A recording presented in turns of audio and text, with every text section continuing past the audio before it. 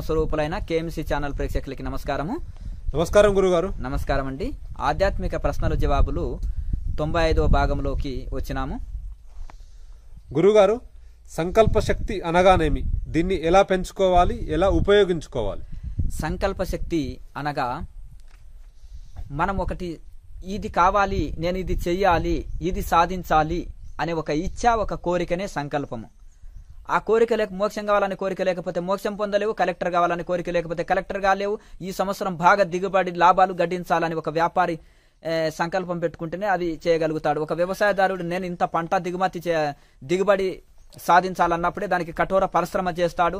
దానికి కావాల్సిన ఎరువులు మందులు వేసి చాలా చక్కగా శ్రద్ధతోటి పరిశ్రమ చేయగలుగుతాడు. కనుక ఒక టార్గెట్ పెట్టుకుంటేనే కొన్ని మనం అవి రీచ్ కాగలుగుతాం. కొన్ని కంపెనీస్ కొన్ని టార్గెట్స్ పెట్టుకుంటాయి. కనుక అలా మనం కూడా నేను ఇది పొందాలి, ఇది సాధించాలనే ఒక సంకల్పం, ఒక ఇచ్ఛ, ఒక కోరిక, దాని ఒక ఎయిమ్, ఒక గోల్ అది పెట్టుకొని దానికోసము లేదంటే పగటి కళలు అవుతాయి. మనం గొప్ప లక్ష్యం పెట్టుకొని గొప్ప పరిశ్రమ చేయాలి. కలెక్టర్ కావాలంటే గొప్ప పరిశ్రమ, కండక్టర్ కావాలంటే చిన్న పరిశ్రమ. పెద్ద లక్ష్యానికి పెద్ద శ్రమ, చిన్న లక్ష్యానికి చిన్న శ్రమ.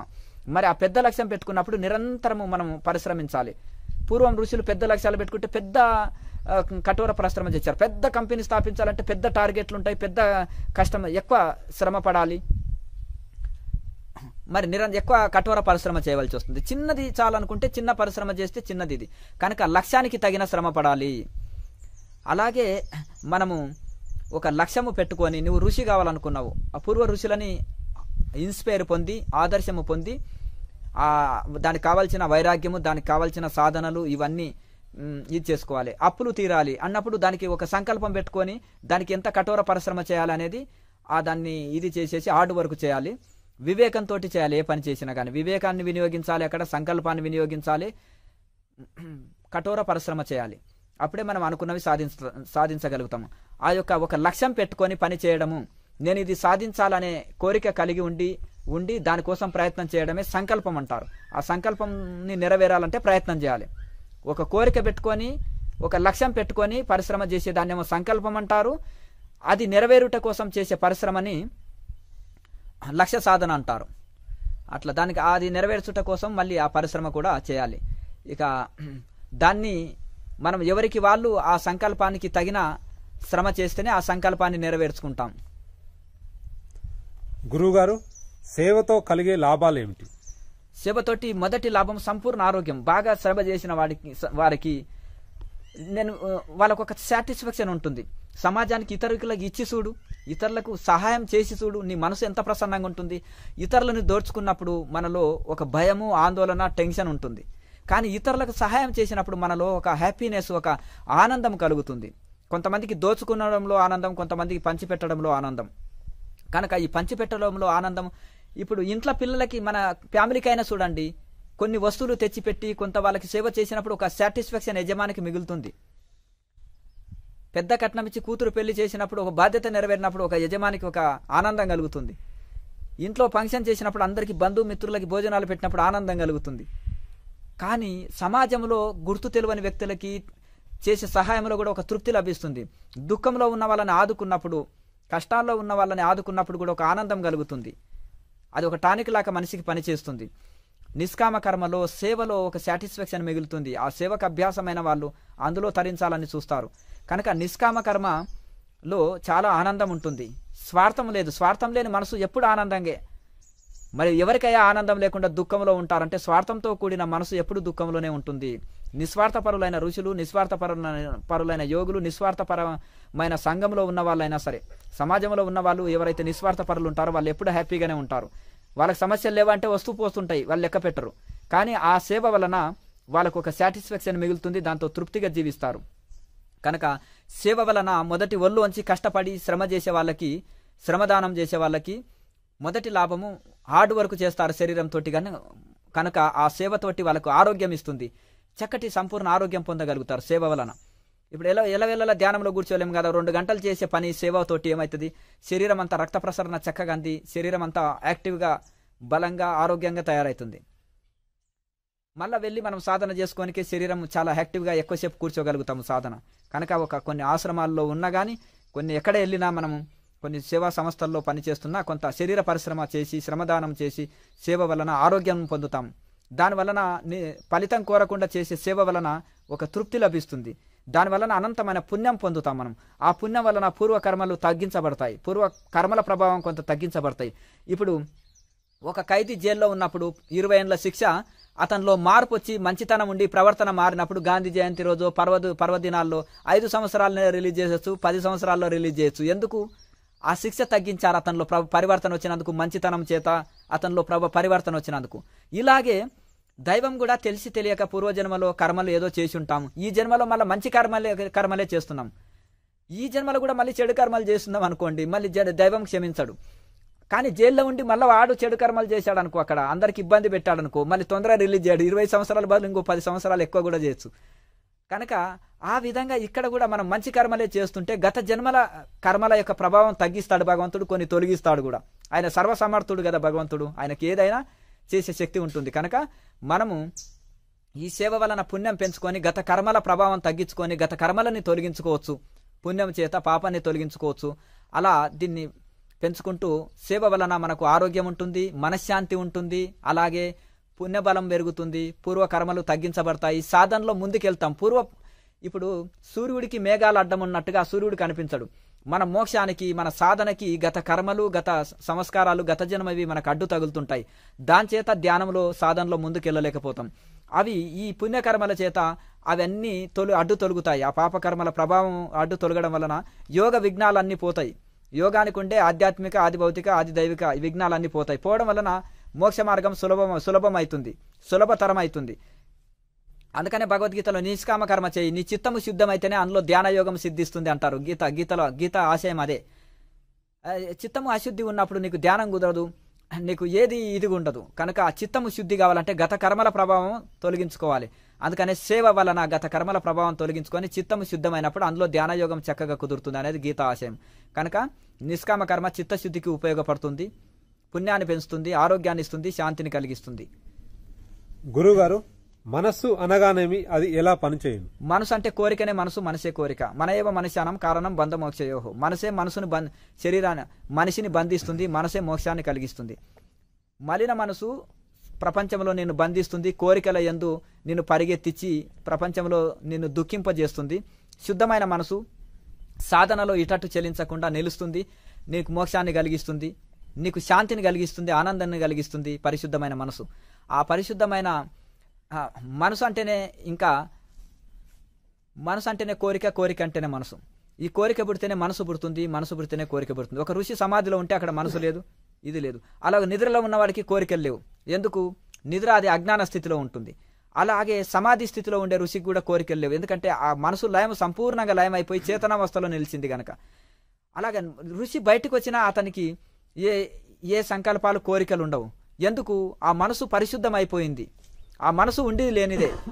ఈ యొక్క తాడు కాలిన తాడు బూడిద ఆకారంలో తాడు ఆకారంలో ఉంటుంది, కట్టుటకు వినియోగపడదు. అలాగే మొలకెత్తిన ఒక ధాన్యం ఉంది, ఆ ధాన్యం నిప్పుల్లో వేసి కాల్చడం లేదంటే ఉడికించడం చేస్తే అందులో బీజం నశించి అది మొలకెత్తదు. భూమిలో పెట్టినా విత్తినా గానీ మొలకెత్తదు. ఎందుకు? ఆకారంలో ధాన్యంగా ఉన్నా గానీ అందులో బీజం చనిపోయింది. ఆకారంలో తాడున్నా కాలిపోయిన తాడు కట్టడానికి వినియోగపడదు. అలాగే ఆకారంలో అతనికి శరీరము ఇంద్రియాలు ఇవన్నీ ఉన్నప్పటికీ కూడా అవి బంధం ఇయ్యదు, మనసు ఉండి లేనిదే. జీవన్ముక్తులు ఎవరయ్యా అంటే చనిపోయి బ్రతికుండి చనిపోయిన శవంలాగా ఉన్న వాళ్ళు అంటారు. అంటే ఇంద్రియాలుండి లేనివే కనుక వాళ్ళకి ఏ ప్రతిబంధకం ఉండదు. కనుక మనసు ఎవరికి బంధిస్తుంది అంటే అజ్ఞాన స్థితిలో ఉన్న వాళ్ళకు, ఎక్కువ కోరికలు ఉన్న వాళ్ళకు. కోరికలే మనసు, మనసే కోరికలు. కోరికలు లేవద్దు అంటలేను, కానీ బంధాన్ని ఇచ్చే కోరికలు ఉండొద్దు. కనీస సౌకర్యాలు కోరుకోవచ్చు, కానీ అత్యాశతో కూడుకున్న కోరికలే బంధాన్ని ఇస్తాయి, అవే మనిషిని బంధించి వేస్తాయి, అవే మోక్షానికి అడ్డంకు. అయితే ఈ కోరికనే మనసు, మనసే కోరిక కనుక ఏ కోరిక లేని స్థితిలో నిలిస్తే అక్కడ మనసు ఉండనే ఉండదు. కనుక ఈ ప్రయత్నం చేత, ప్రాణాయామ అభ్యాసం చేత, విచారణ చేత, సాధన చేయక మనోలయాన్ని చేసుకోవచ్చు. అప్పుడు ఆ మనోలయం జరిగిన యోగికి బయట వ్యవహారాలు చేస్తున్నా, ఏ వ్యవహారాలు చేస్తున్నా నేనేం చేస్తలేను అనే సాక్షిభూతంలో ఉంటుంది. మనసు చెప్పినట్టుంటుంది. అశుద్ధ మనసు చెప్పినట్టు వినదు, దుఃఖ పెడుతుంది. శుద్ధమైన మనసు చెప్పినట్టు విని ఎంతో సుఖాన్ని, ఆనందాన్ని కలిగిస్తుంది. ఈ పరిశుద్ధమైన మనసు అది ఋషులకు ఉంటుంది. వాళ్ళకి ఏ ప్రతిబంధకం ఉండదు. పాము విషము పాముకు హాని చేయలేదు. అలాగే ఆ యొక్క పరిశుద్ధమైన మనసు ఉన్నా గాని యోగికి అనుకూలంగా లయమై ఉంటుంది, చెప్పినట్టు ఉంటుంది. గురువుగారు, మనసు, బుద్ధి, చిత్తం, అహంకారం వీటి గురించి చెప్పండి. మనో, బుద్ధి, చిత్త, అహంకారం. ఈ మనసు అంటే ఈ కోరికల పుట్టనే మనసు. అనేకమైన కోరికలు, సంకల్పాలు చేసేది మనసు మాత్రమే. ఇది బుద్ధి ఏమో విశ్లేషణ చేస్తుంది. మంచి చెడు, ఇది మంచి ఇది చెయ్యి, ఇది చెడు ఇది వదిలిపెట్టు అని సలహా ఇస్తుంది. కానీ ఈ మనసు డామినేట్ చేస్తుంది బుద్ధిని. వద్దొద్దు నేను ఇదే చేస్తానంటే కనిపించిందెల్లా కావాలంటుంది మనసు. బుద్ధి ఏమో ఆహా కనిపించేదెల్లా కావాలన్నదు. ఏది మంచి చేస్తుందో అది ఏది మేలు చేస్తుందో మనకు ఇది స్వీకరించు, ఏది హాని చేస్తుందో ఇది వద్దు అని సలహా ఇచ్చేది బుద్ధి. చిత్తం అంటే ఇంట్లో గత సంస్కారాలు రికార్డ్ అయినవి, గతంలో మెమరీ కార్డు లాగా మెమరీ. ఆ చిత్తం అందులో రికార్డ్ అయి ఉంటాయి. గత మంచి సంస్కారాలు కానీ, చెడు సంస్కారాలు కానీ, గత జన్మజన్మల సంస్కారాలు కానీ ఈ చిత్తంలో రికార్డ్ అయి ఉన్నది అని చిత్తం అంటారు. కోరికల పుట్ట మనసు. ఈ యొక్క అంటే మనలో పుట్టే కోరికలే ద్వారానే పుడుతుంది మనసు. ఈ కోరికలతో కూడుకున్నదే మనసు. ఈ యొక్క మంచి చెడులని చెప్పేదేమో బుద్ధి. అలాగే గత జన్మలో గాని ఈ జన్మలో గాని మంచి చెడు సంస్కారాలను అన్ని రికార్డు చేసుకొని ఉన్నదే చిత్తము. మనసు, మనో, బుద్ధి, చిత్త, అహంకారము. నాది నేను అనుకోవడమే మిథ్య. ఇదే అహంకారము. ఇది శరీరమే నేను, ఇంద్రియాలే నేను, ఈ మనసే నేను, ఈ ఆస్తిపాస్తులే నావి. ఈ శరీరం నేను అనుకున్నప్పుడు ఈ ఆస్తిపాస్తులు ఇవన్నీ సంపదలు ఇవన్నీ నావే అనుకుంటాయి. ఇవన్నీ అహంకారం అనేది చాలా హాని చేస్తుంది. ఈ అహంకారం ఈ సాత్విక అహంకారము కూడా ఉంటుంది. నేను ఇంత పండితుణ్ణి, నేను ఇంత జ్ఞానిని, నేను ఇంత సాధన చేస్తాను అనేది సాత్విక అహంకారం అంటారు.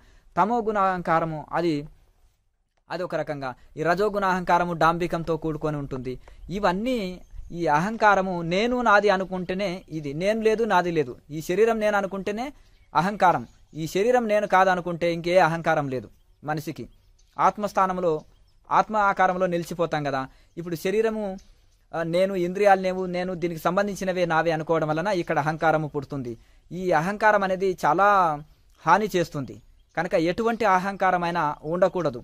అది సమూలంగా నష్టపరచాలి. దాన్ని సాధన వల్లనే విచారణ వలన, సాధన వల్లనే ఈ అహంకారాన్ని సంపూర్ణంగా తొలగించుకోనవచ్చు. గురువుగారు, వేదాలు అనగానేమి? వేదాలు, శాస్త్రాలు, పురాణాలు వీటికి తేడా ఏమిటి? వీటిని ఎవరు వ్రాసారు? అయితే ఈ యొక్క వేదము, వేదాంతము, పురాణాలు ఇవంతా వేదవ్యాసులు రాశారని మనకు శాస్త్రం చెప్తున్నప్పటికీ అయితే ఆ స్థాయిని బట్టి ఆయన అందించారు.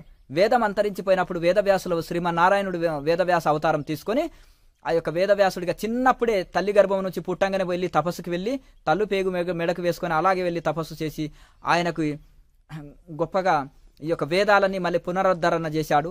మళ్ళీ ఆయనకి స్మృతులు అంటేనేమో చాలా మంది ఋషులు ఆ వేదాలని స్మృతికి తెచ్చుకొని రాసినవే స్మృతులు. 72 గీతలు ఉన్నాయి చూడు, భగవద్గీత లాంటివి, రామగీత, కృష్ణగీత, అది రామగీత, హనుమాన్, ఇవన్నీ ఇటువంటివి మనకు గణేశ గీత, రుభుగీత అని ఇటువంటి 72 గీతలు ఉంటాయి. ఇవన్నీ కూడా స్మృతులు అంటారు. వేదం నుంచి వేద ప్రమాణంగా రాసినవే స్మృతులు. అయితే ఇక తర్వాత ఈ యొక్క పురాణాలంటే ప్రాథమిక స్థితిలోని ఆధ్యాత్మికంలోకి లాగాలంటే దాన్ని పురాణ రూపంలో కూడా రాసి పెట్టారు.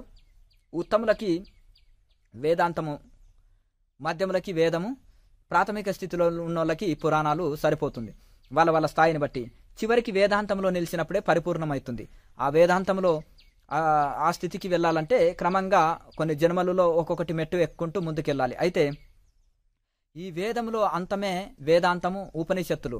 వేదం యొక్క శిరస్సులు ఉపనిషత్తులు. వేదం యొక్క అంతిమ భాగము, చివరిది భాగము అది జ్ఞానకాండ అంటారు ఉపనిషత్తులు. ఆ యొక్క వేదం యొక్క అంతమే వేదాంతము. ఈ యొక్క వేదంలో భగవంతుని స్తోత్రాలు చేయడము, భగవంతుని సృష్టి రహస్యాలు వీటి గురించి చెప్పడం, భగవంతుని గొప్పతనం చెప్పడం ఇవన్నీ ఉంటుంది. భగవంతుని ఎలా స్తోత్రాలు చేయాలి, భగవంతుని ఎలా ప్రసన్నుని చేసుకోవాలి, భగవంతుని లీలలు, దీని గురించి వర్ణన అంతా. కొన్ని యజ్ఞయాగాలు కూడా వస్తాయి ఈ వేదంలో. కానీ వేదాంతంలో యజ్ఞయాగాలు రావు. వేదాంతం కేవలం ఆత్మ పరమాత్మల జ్ఞానమే, సృష్టి ప్రకృతి పరమాత్మల జ్ఞానమే. ఇక ఇదంతా ప్రకృతిని వదిలి పరమాత్మని పట్టుకో, శరీరం వదిలి ఆత్మని పట్టుకో అనేది అహం బ్రహ్మస్మి అనే స్థితిలో నిలిపేదే వేదాంతం. ఇక ఉత్తములకి ఆ వేదాంత విచారణ చేస్తే సరిపోతుంది. కనుక ఆ యొక్క వేదం ఈ యొక్క ప్రాథమిక స్థితిలో ఉన్న వాళ్ళకి పురాణాలు వర్తిస్తాయి, మధ్యస్థంలో ఉన్న వాళ్ళకి వేదము వర్తిస్తుంది, ఉత్తమ స్థాయి సాధకులకి వేదాంత విచారణ. అది వేదాంతము అవసరానికి వేదాంతం వాడొద్దు. ఎందుకంటే అవసరానికి అహం బ్రహ్మస్మి, అంత బ్రహ్మమే, అయమాత్మ బ్రహ్మ, అంత బ్రహ్మమే, సర్వం కలివిదం బ్రహ్మ, అంత బ్రహ్మనే ఉన్నది అని కొన్నిటిని బ్రహ్మగా చూసి కొన్నిటిని బ్రహ్మగా చూడకపోతే అపాయం. అవసరానికి వచ్చి వేదాంతాన్ని వాడుకోకూడదు, ఎల్లవేళల వేదాంతంలో ఉండాలి. అంత పరబ్రహ్మ స్వరూపమే ఉంది అనుకున్నావా, ప్రతి క్రిమి కీటకంలో కూడా భగవంతుని చూడు. అంత బ్రహ్మమే అనుకున్నప్పుడు నువ్వు జంతువులు కోసి తినవు. ఇంకా జంతువులు కోసి తింటూ అంత బ్రహ్మమే అంటున్నావంటే నీకు సంపూర్ణ అద్వైతము నీకు సిద్ధించలేదని అర్థం. ఎందుకంటే సర్వం బ్రహ్మం అన్నప్పుడు బ్రహ్మని ఎట్లా కోస్తావు? ఇంట్లో ఉన్నది బ్రహ్మమే, అందులో ఉన్నది బ్రహ్మమే కదా. మరి జీవహింస చేయవు, తోటివాన్ని మాటలతోటి గాయపరచవు. అంత బ్రహ్మమే అనే స్థితిలో ఉన్నప్పుడు మాట చేత, చూపు చేత, వాక్కు చేత ఇతరుల జీవులని పీడించవు, బాధ పెట్టవు. అంత బ్రహ్మమే అనేది అనుభవంలోకి వచ్చినప్పుడు వేదాంతం ప్రవచనం చెప్పడం వేరు, వేదాంతం చర్చించడం వేరు, వేదాంతం చదవడం వేరు, వేదాంతం అనుభవంలోకి తెచ్చుకోవడం వేరు. వేదాంతం అనుభవంలోకి తెచ్చుకున్న వాళ్ళు ఎవరయ్యా అంటే ఆత్మజ్ఞానులు.